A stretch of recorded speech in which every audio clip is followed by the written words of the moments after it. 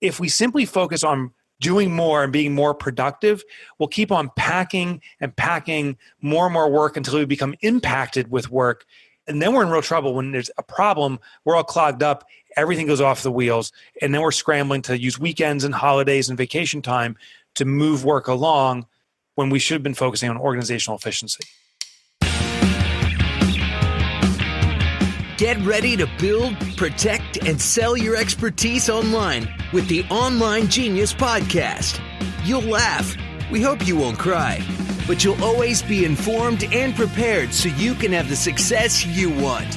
Here's your host, Bobby Klink. Hey there. Welcome to this week's episode of the Online Genius Podcast. I'm your host, Bobby Klink, and I am really excited for today's show because we're going to be talking about something that so many entrepreneurs struggle with. Finding a way to build a business that can run without you having to spend all of your time working on and in your business. Now, I gotta be honest, this is a topic that really resonates with me because as I'm recording this, I got back from a week-long vacation yesterday, and I spent a lot of that time actually on my computer, responding to emails, responding to customer questions, et cetera. And so I would love to find a way to balance things a bit more, and my wife definitely would too. But I'm not an expert here, and so I'm not the person who's going to help us with that. Instead, I have a really great guest, Mike Michalowicz. Now, Mike is the author of Profit First, Surge, The Pumpkin Plan, and his newest release, which as we're recording this comes out in a week. As it goes live, you'll be able to grab this book already called Clockwork. By his 35th birthday, Mike had founded and sold 2 companies, one to private equity and another to a Fortune 500 company. Today, he's running his third multi-million-dollar venture, Profit First Professionals. Mike is a former small business columnist for the Wall Street Journal and a former business makeover specialist on MSNBC. Over the years, he's traveled the globe speaking with thousands of entrepreneurs, and he's here today to share the best of what he's learned. Now, I was introduced to Mike's work with his last book, Profit First, which, just so you know, if you haven't read it yet, it is a must-read for entrepreneurs. It will help you get your business's finances in order and learn to how to make those things work.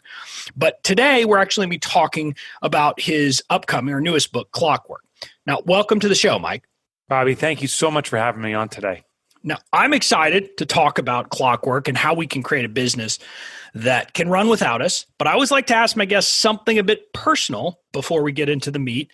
And in preparing for the show, you mentioned that you were a big fan of Revenge of the Nerds. Yeah. So why do you love that movie? Well, I qualify myself as a major nerd. It was funny. I once heard a saying that said, you know, Michael Jordan in college, he played at UNC, had all these awards when he played for the Bulls, did all these things, and just talked about how, you know, he had a sneaker named after him, and he made, I don't know, it was $100 million in his lifetime. And then the next line says, and Bill Gates made $1 billion. Nerds rule. And it just, you know, I think sadly we pick on the people who focus on the more of the intellectual stuff in the beginning, but those are the people that drive businesses forward. And I think that movie is just a great example. It's a fun way of kind of pointing out to nerds kind of rule. Well, I'm glad because I was always one of those guys who excelled in school. So, you know, I'm glad that I'm in that group. But I do want to really move on to this idea of building a business to really kind of run itself. And it's the topic of your latest book, Clockwork. Why don't you tell me a little bit about how you kind of came up with the idea to write this book in the first place? Yeah, well, it came out of readers. Basically, I'm asking them, you know, what do you need next? As your business moves along, what's the next challenge? And I'm trying to answer all their challenges. And at the same rate, I'm trying to answer my own challenges. I have been the workaholic guy. I actually had pride in that. And I now don't. I believe that being a workaholic is really an addiction to non-productivity, to not bringing results. I also discovered there's this Maslow's hierarchy of needs, which maybe you're familiar with. It was relatively new to me. At least I started digging into it to understand it. But, you know, foundationally for human needs, like if we don't have, you know, oxygen, we will do anything to gasp for air. But once that need is satisfied, then comes food and water, then shelter, and you can kind of keep going up to self-actualization. Well, I believe the Maslow's hierarchy of needs translates into business. I believe our business has certain foundational needs The foundation is sales. That's the equivalent of oxygen. If you have no sales, you are not breathing. You need inflow of cash from sales. But the second level up is the food and nutrition. It's the profit. That's what brings sustainability. Sadly, I notice a lot of businesses, when they're not profitable and they are starving to death, they start gasping for more air to satisfy their starving. They try to sell more when they don't focus on profit. So that's why I wrote Profit First, was to target that. Yep. But I realized once a business has sustainable sales, permanent profit, the next level up then is time, so that we aren't in constant demand from our business, that it doesn't suck away all of our time, that we have the freedom to go to Puerto Vallarta or whatever without worrying that the business needs us, that the business can sustain without us. So Clockwork, I spent 6 years on this, was an exploration of what will make a business run on its own, allowing the entrepreneur to do what they want, when they want, both in their life or in their business. Now, I love that you mentioned Maslow's hierarchy of needs, because this ties back to that Revenge of the Nerds. I know all about it from my days in debate in high school of all things. Cool. So, but I love that. And I love the concept that you talked about there of these different levels. And it kind of leads me naturally into this. I see it as a bit of a tension between Profit First and Clockwork. And again, I think you're going to have a good solution for this, but I think we've all heard the concept that you can either have more money or more time, but you can't have both. In other words, I can either spend money to outsource and have other people do work for me, or I've got to do it myself. So either I give away some of my money, or I give away some of my time. And I'd kind of understood part of what you're saying in Profit First, especially in the early years, is once you set aside your profit, you figure out this is how much I have to work with. And so part of what I'm going to have to do is bootstrap. Is that kind of the concept behind Profit First? Yeah. So Profit First, the idea is when you take your money and put aside, what invokes is a thing called Parkinsons Law. This is a behavioral law. And what Parkinson said is that is our natural tendency as a resource expands in availability that we consume more of it. So as a business grows, and I bet you most of your listeners can relate to this, Bobby, as their revenue grows, it seems almost uncannily their expenses climb at the exact same rate. Yep. Well, why is that? Parkinson's Law. When we start allocating and removing a percentage of our profit first, there's now less money to run our business. And the flip side of Parkinson's Law, as a resource expands, we consume more. As a resource contracts, we consume less, which is obvious. It's forced frugality, but also innovation kicks in. And here's the most amazing part. We now have, when we were estimating this, but well over 75,000. We think we're approaching 100,000 companies that have implemented Profit First. We have 2,000 plus case studies. Businesses that take their profit first consistently compared to their industry competitors or colleagues, whatever you want to call them, the other contemporaries in their industry, that businesses that take the profit first inevitably actually grow faster than their competition, which kind of blew me away. I never expected that, but now I can attest to, I've experienced it myself, and now we see in all these other businesses. What happens is when they take their profit first, this forced frugality requires them to evaluate what products or services they sell that are profitable and what are the best profitable customers. It actually forces them to niche specialize.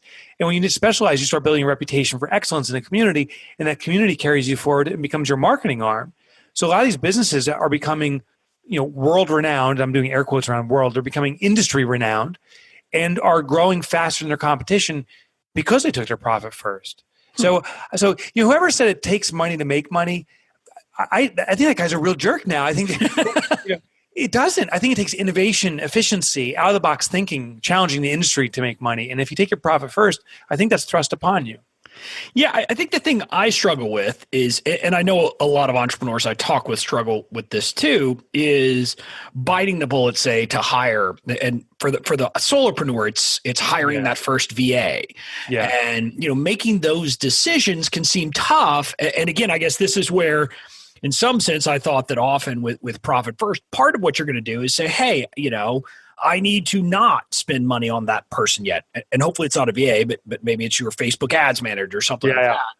And that ends up meaning you've got to do it. And so that's why I was wondering if that means somewhat, you have to sacrifice some of your own time.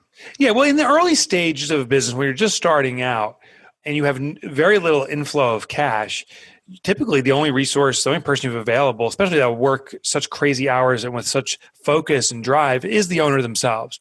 As a business starts to get momentum, we need to hire people. And I'll give you a strategy to hire people that are extraordinary very economically, because we do it here all the time. But let me say this first. I asked people as I was writing Clockwork, I started interviewing people, and this is, I started Clockwork 6 years ago. So about 3-4 years ago, I started interviewing people asking this question. I say, would you rather make $100 an hour? Would you rather make $10 an hour? And the answer at face value is very clear. I want to make $100 an hour. Of course, that's the better choice. But then when we add the variable or the qualifier, $100 an hour is on your own sweat and equity, and your own sweat and effort. Therefore, it's capped out at a certain point, 24 hours a day, or $10 an hour on automatic, where someone else, their work is yielding that, and you could be sitting on the beach sipping a margarita. So would you rather drink a margarita while making $10 an hour, or working your butt off to make 100? Now it's like, well, $100 an hour still, that's kind of a lot better than 10, but I start to see it. But what if I say that $10 an hour can be amplified to any magnitude you want? It can be $50 an hour. It could be 100, it could be thousands of dollars an hour. What becomes more appealing, money on automatic or money off of your effort?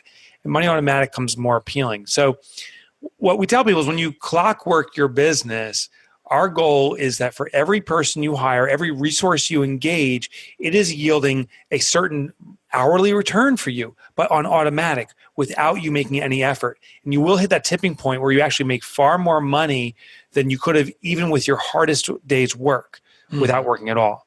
Yeah. And the last thing I want to share is hiring employees, because I hear all the time, particularly that first hire. You have to understand, making that first hire is expensive for a small entrepreneur because they're literally doubling their staff. I bring that first employee, I went up 100% growth. Yep. Think about if Google's today announced, we're adding 75,000 employees. I think they have 75,000 now. We're adding 100%. We're adding 75,000 tomorrow. How would Google, handle that? The stock would tank. Businesses that double 100% growth overnight take on a serious cost burden. Right. So what we have to do is bring on, I believe, part-timers, contractors, virtual assistants, and start throttling our way into it. The second thing is I think people confuse that quality or skill is directly related to pay, and that's not true. I see a lot of entrepreneurs say, I need to hire someone as good as me, and I can't afford them. We're going to charge $50 an hour or pay or whatever. We have people here at our own company. We're small. We have 10 employees, but quite a few people here make $10 an hour, and they're doing pretty senior level stuff. It is not because they're worth only $10 an hour, and it's not because we're trying to rip them off or pay them too little. Their focus for these people, they picked this job because they weren't looking for pay, they were looking for flexibility.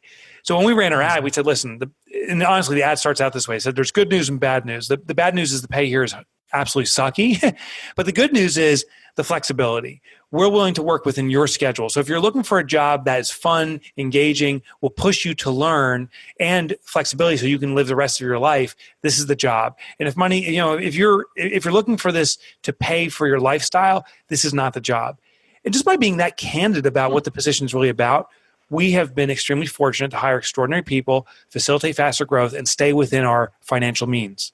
Well, that I think is a great lesson for folks. And, I think you're right. I think it's the idea of an employee, I think, scares a lot of people silly. Oh, sure does. Contractors, you can do it a little bit easier, but let's shift kind of to the framework. And before we get to the framework, though, of the clockwork process, I loved in the first chapter of Clockwork, you actually have a reference or a whole paragraph about all of the different productivity hacks you tried, including focus apps, Pomodoro method, working in blocks, starting at 4 a.m. And as I'm reading through this, I said, okay, I've done that. Yep, done. Yep, check. You've done that one, right? Yeah. So what's wrong with all those? Why don't they work? Because again, I'm like you. I think I'm a serial, I've serially tried all of these different productivity hacks, and my day, I still am answering emails while I'm on vacation.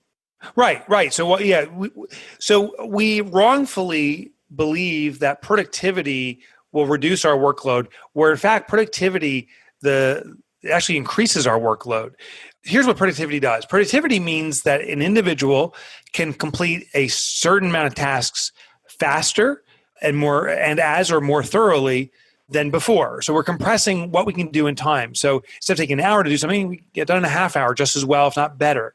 That's productivity. Here's the insidious hidden part about productivity. The second I'm able to do more in less time, that means I can take more on. So what do? I take on more. Well, I take on more. I actually now pack more work on me, so I need to be more productive. Anytime I have one little blip in my productivity and there's a problem, there's now this kind of downward snowball effect and everything's out of whack and panic ensues. So productivity, I'm not saying it's wrong. Productivity is actually necessary. If no one was productive at all, we get nothing done. We need to be productive.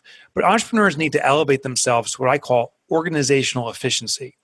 Organizational efficiency is where we choreograph the resources around us. Maybe it's contractors, part-timers, virtual assistants, or full-timers, whoever the people and the resources are around you, to choreograph them to achieve the outcome that we've defined.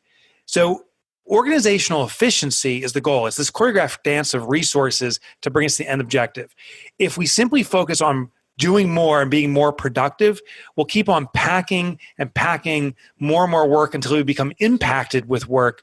And then we're in real trouble. When there's a problem, we're all clogged up, everything goes off the wheels, and then we're scrambling to use weekends and holidays and vacation time to move work along when we should have been focusing on organizational efficiency. Yeah, and I think that'll make sense. But let me ask you a mindset issue that I think a lot of entrepreneurs have, and maybe they don't. Maybe it's something I struggle with that others don't. But I struggle with actually letting go and believing that other people will do the job like it should be done. Right. How do you get past that? Yeah, there's a label for that behavior. It's called being a human being. So Bobby, you are human, and I am too, and I do the exact same thing. I remember sitting here as I was trying to clockwork my business, sitting here going, you know what? I can't find anyone who's as talented or willing or driven as me. No one knows as well as I do. And then I'd prove it true. When I'd hire someone, I'd say, look at this person. All they do is come in here with an endless stream of questions I have to answer. It's so inefficient. I can't even get my own work done. They're idiots. I need to do this myself, right? And that was the mentality I had, that they were the idiot.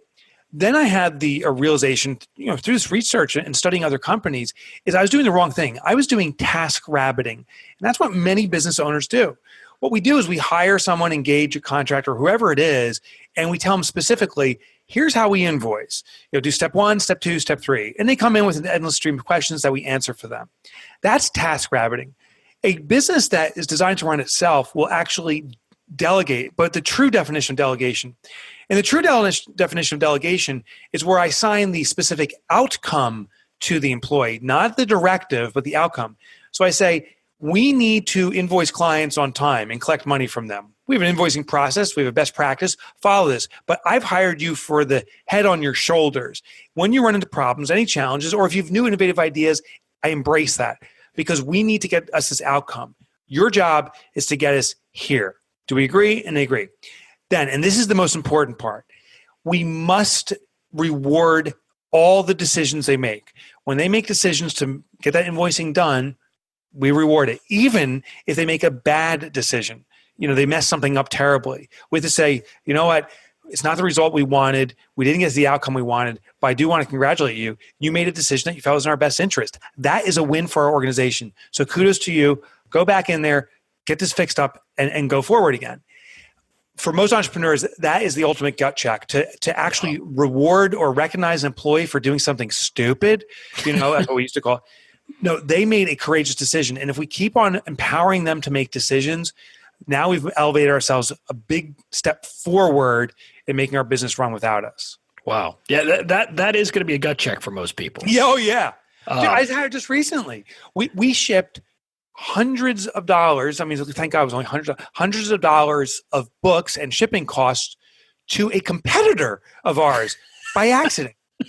Because our person here was doing research. I might say competitor, an alternative author was doing research and said, "Oh, this author is in a very similar parallel," and we were trying to send these books out to readers and fans. Well, they got addresses mixed up, and they sent it all to this guy. And so now we're trying to say, "Hey, listen, maybe this is kind of almost a form of an olive branch, and maybe you can build a relationship." But you know what? I didn't get bothered with any questions. You just did it, and do it again. And the employee, instead of their tail between their legs and totally fearful and afraid to ever make a decision again, came to me and said, "I can't believe that I'm not punished for this. I will fix this. And we won't have this problem again. And I'm going to push this forward." And her enthusiasm is with the organization. So it's very hard to do in practice, but it's necessary. Wow. Yeah, I think that's a great example. And a great lesson for people. But I do want at this point you kind of talk about a 7-step, I guess the 7-step process of clockwork. What are the 7 steps in the process? Yeah, so I'll kind of rifle through them. Yep. The first one, I call it the 4D mix. And what that is the understanding of what we're talking about now, the ways an entrepreneur works in the business. The 4 Ds stand for 4 levels that all start with a D. The first level is doing. That's where the entrepreneur has to do the work. The next level is deciding, and that's where you bring on that first employee or two or contractor or virtual assistant, but you're deciding for them. This is the task rabbiting phase where we say, okay, I need you to do this. When they come back with a question, we answer the question.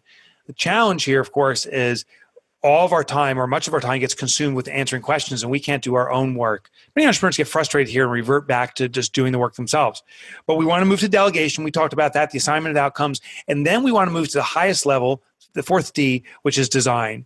And design is where we are directing and coordinating our organization to achieve a specific outcome, a vision. We define what we want our business to look like, what we want customers to experience, what our life will be like as a result of this. Our job is to make the strategic and tactical decisions now to get us there. That's the design phase. So stage 1 is to know, where do you stand in this mix right now? Most entrepreneurs are overly doing stuff, putting out fires, the day-to-day task, running, answering email questions and stuff like that, and not moving strategically the organization. And the organization, maybe the organization one, just the one person and contractors, moving the organization to the design. All right.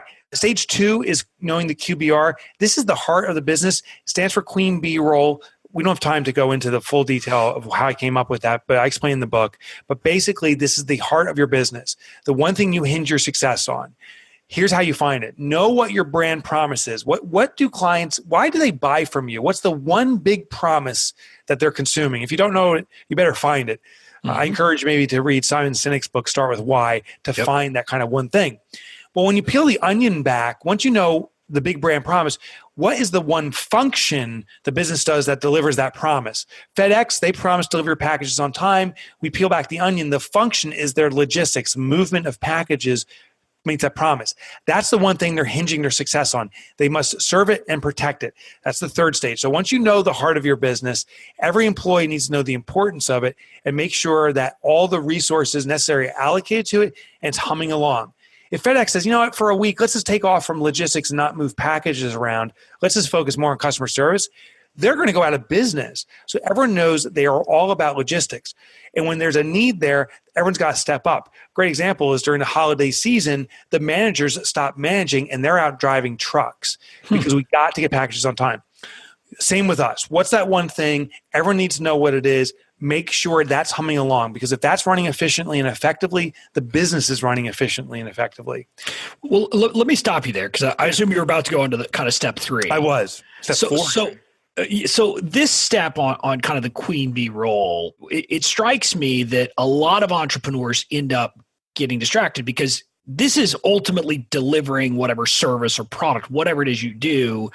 And a lot of entrepreneurs get so, I don't want to say distracted, but pulled away with the marketing, the sales, and the advertising. And is part of this just always coming back to recognize that that has to be secondary to the delivery of whatever it is that you deliver? Yeah. And the thing that you deliver has to be so extraordinary that it actually serves that secondary need for marketing. Meaning, if you have such a remarkable reputation at doing something, does it negate the need to market? I know there's restaurants like this. There's restaurants that the food is so good, the service is so great, their QBRs, the delivery of extraordinary food, that every patron that goes there tells all their friends. They don't run marketing. They don't have a Facebook campaign. People just show up. I was in Cape Cod. I went to this thing called the Red Cottage in a town called Dennis there. It's a restaurant. I went for breakfast at 9:30 in the morning because I wanted to wait for the early morning rush to pass by. There was a 3-hour wait for breakfast. I had to wait till lunch to get breakfast. And that's like that every day. So this place, and so I've never seen an ad. I never even heard about them before until I got into Dennis and I said, hey, I'm looking for breakfast. And one of the people I was talking to said, you got to go to this place. They became the marketing arm. So know what you do extraordinarily well, elevate it, and it covers the other stuff. Okay. So we've done that. So you've got the QBR. What's the next step? Yeah. So once you know the QBR, that's step 2. Step 3 is to protect it and service, the education of your team. Step 4 is capturing systems. As you as the entrepreneur kind of elevate to this design phase, we need to start transferring systems to other colleagues. And those colleagues need to transfer stuff down. We kind of push it down through the organization. And traditionally, people wrote SOPs, create checklists, very time-consuming documentation, necessary but time-consuming. Sadly, I found in my research that most of that documentation doesn't get created properly. Software and other things change so dynamically and so quickly. Some SOPs are irrelevant even before they're printed, and then no one reads them. So those are failing us. We need a new standard. And what the new standard is capturing. When I speak to small businesses, many of them say, I don't have all my systems in place. And the reality is you actually have every system. It's happen to be in your head. You do it out of habit, and your employees do it. So we need to capture from your head. How do you do that? Well, when you're on the computer, use capture software to capture the work you're doing. As you're doing it, speak over it to explain what's going on. Give that video recording of your machine now to someone else, and they can follow the process themselves and replicate it. If it's a verbal command, you can use your smartphone and record it. If you're moving packages or something, you can videotape it all with your smartphone. Capture the work as you do it, store it in some directory structure so that your employees then can replicate the behavior. And the ultimate stage to this transfer of information you've captured is then have that employee make the next video. So there's a saying that the best student in any room is always the teacher. Mm-hmm. Make them teach the process and they'll become the best students of it. That's stage 4. Okay, great. Okay. Stage 5, balance the team. Sadly, many organizational charts fail us because they say, we need a receptionist that does all these things, or we need a salesperson that does all these things. We try to plug people into their titles.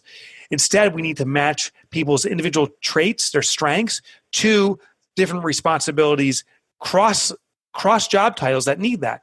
For example, we have a person here that just gives good phone. She is so good on the phone. She's so pleasant. And we thought she'd be an extraordinary salesperson. She's not a closer. She can't, get to the ask and say, hey, is this something that can serve you or not? Mm-hmm. So she's serving now as a sales greeter. She gets a customer, intrigued and interested, and then we'll transfer them to someone else and say, hey, if this is something you want to consider further, let me introduce you to, Susie, and she'll carry you through. This person also now is our greeter at our office. We have actually a lot of guests here because we have a little training center. She welcomes people so warmly. She's become the front face for our company, and people love her. I mean, absolutely adore her. So the goal here is as you bring on people, part-time or whatever, identify what their best traits are, and don't worry about titles. See where those best traits apply anywhere in your business and match them up. That's how you balance your team. Yeah, that sounds like a great idea. I mean, so basically ditch the idea of silos and make sure people are doing what they're good at. Exactly. And I would say even ditch titles. Because I found we hired someone here and said, you're going to be our office admin. Well, the role really wasn't office admin. It was more answering the phone and helping coordinate an event. And it was not true office admin. She wasn't managing people, any of that stuff. Yeah. But then she went on the internet looking at jobs and said, an office admin at GE gets $80,000. And I'm like, yeah, that's a true office admin at GE. She goes, but I'm an office admin. I deserve $80,000. And we actually had to depart ways. Wow. So the lesson is when we give people a title, they will compare titles. When we match people to their traits, there's no comparison. It's just matching them up to their strengths, and it's more enjoyable for them. Yeah.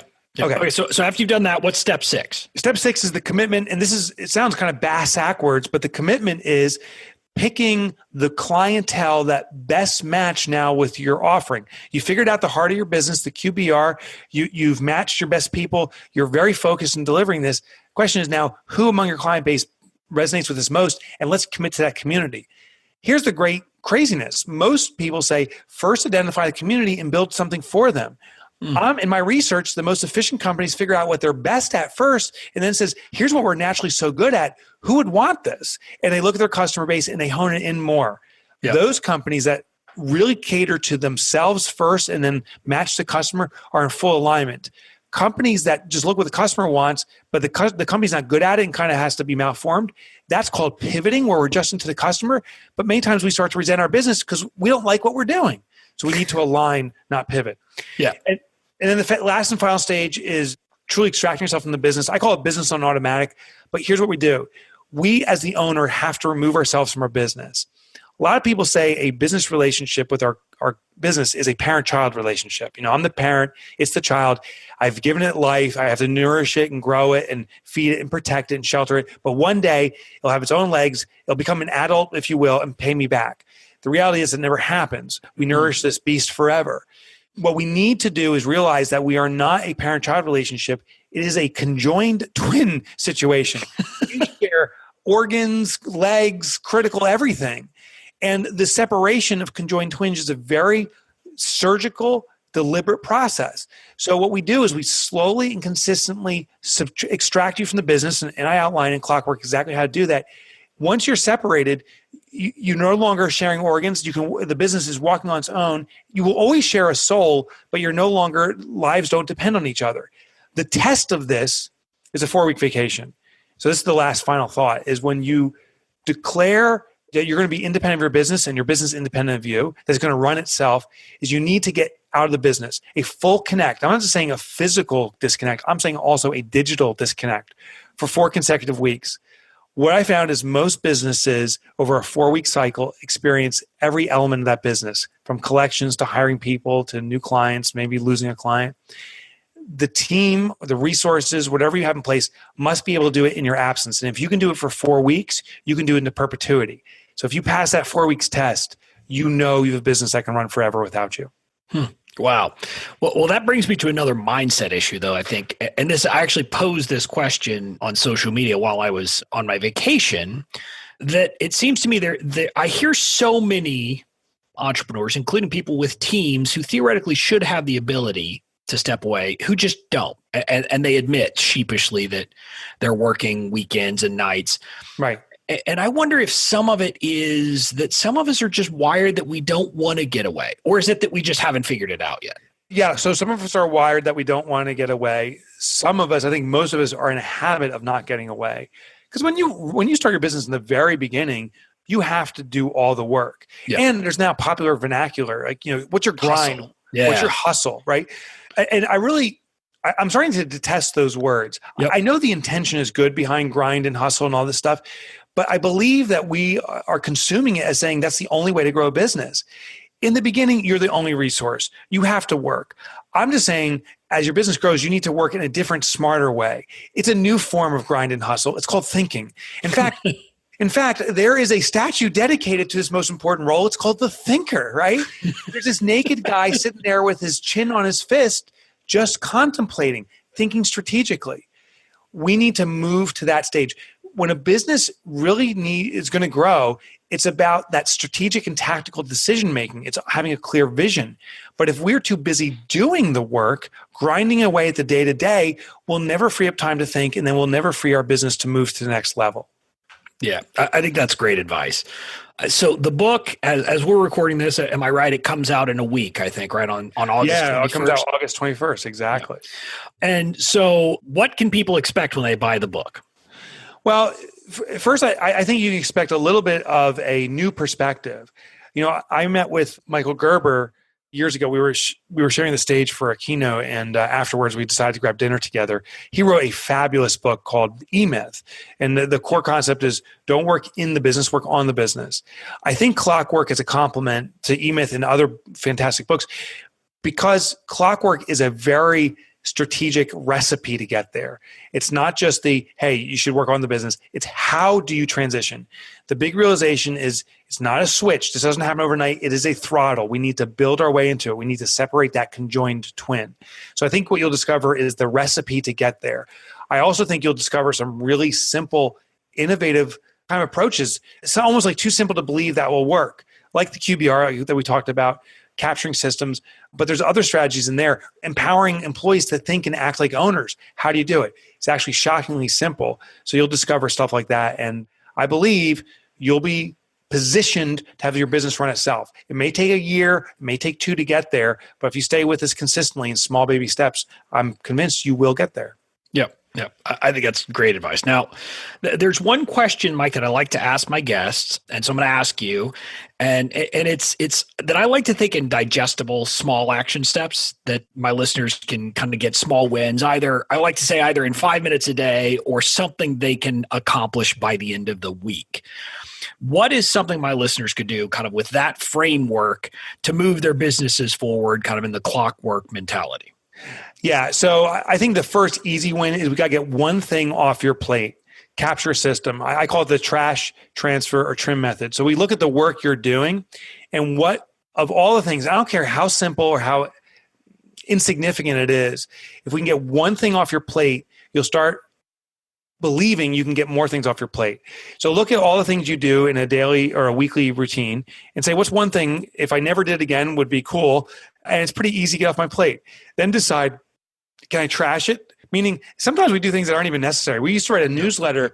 I wrote the newsletter for our membership in one of our organizations every month. And I found out no one actually reads it. So we decided one month, let's just not send it out. And not a single person complained. That's it. Yeah. That was an ego blow. But my ego was keeping me doing it when I should have trashed it. Yeah. Ditching was the most wonderful thing. I never worried about it again. In most cases, we can transfer, meaning we take a task and we give it to someone else. Now you know the method. Just record it using a screen software. I found Loom, LOOM.com software recently and love it for screen capture. It's free. Yep. I use that too as well. I love it. Oh my God, it's great. And just give it to someone else. Yep. And then the last stage is trimming. If you have to keep something, just challenge yourself saying, how can I get that same result, but in a new way that cuts the time in half? Just look for one thing. And then once you do that, then go for the next, go for the next, go for the next. That's the first baby step. Yeah, I think that's a perfect piece of advice, because you're giving them baby steps, they accomplish it, and then believe they can do it. So, yes, Mike, thanks for the great advice. Now, other than going out and getting a copy of Clockwork, and I assume it'll be available just about everywhere. Yeah, it's in, of course, Amazon, Barnes & Noble bookstores. It's at airports. I mean, wherever you get books, I would suggest Amazon. They got the best price by far right now. Okay. Other than that, if folks want to follow you, get in touch with you, might want to, see if there's a way that your business could help them, how do they go about doing that? Yeah, so I have a starting point specifically to Clockwork, but this will get you in touch with me and get your resources. If you go to clockwork.life, and that's LIFE, so clockwork.life, up there I have the complementary resources to the book. So it's videos, documents, meaning supporting documents that you can fill out and forms and stuff like that and have your team use. Also, there's a quick start guide, kind of like when you open a new computer and there's a instruction book that's the size of a novel, but there's that one piece of paper that says quick start guide. Yeah.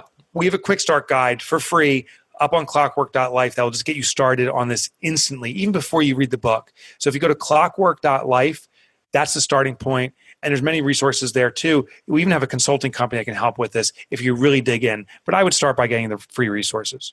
Okay. Mike, thanks a lot. I appreciate it. It has been a pleasure having you on. Oh, it's been a joy talking with you, Bobby. Thank you. All right, that's it for now. Listeners, stay tuned for my quick legal lesson after the break.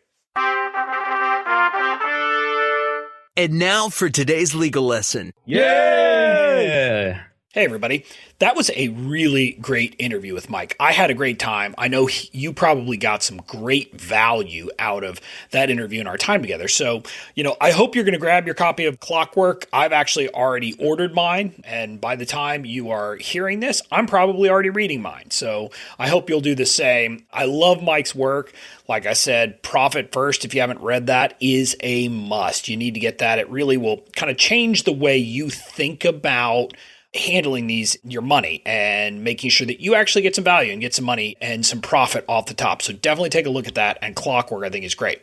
Now, in today's legal lesson, now that we're back to kind of regular programming with the interviews and then the lessons, I want to focus on an issue that you're going to face as you start to scale your business, whether you're following Mike's advice or anything else. When you start scaling, you're going to be either hiring people, either contractors or employees. And that is going to bring its own set of challenges. Now, there are some challenges that have to do with things like employment law and those issues, and I'm not going to talk about those. That's going to kind of differ from place to place. But, realistically, you don't have a lot of employment law issues, especially when you start out and you're starting with contractors. Instead, what you have to worry about are things like how do you protect your own business and the things that you are building from a contractor? And how do you make sure that there aren't any problems there? And what you're going to need to do is go back to, kind of one of the things that I preach, and you're going to hear me talking about over and over again, is you're going to need a written agreement with each one of your contractors. And so that's the first piece, but then you probably want to know, okay, fine. What do I need to include in it? Well, there's a few different things. Number one, you're going to include something in there that says that number one, that any of the confidential information that's kind of created during the relationship, that they're going to protect it. So any confidential information that you have that you share with them, they have to keep confidential.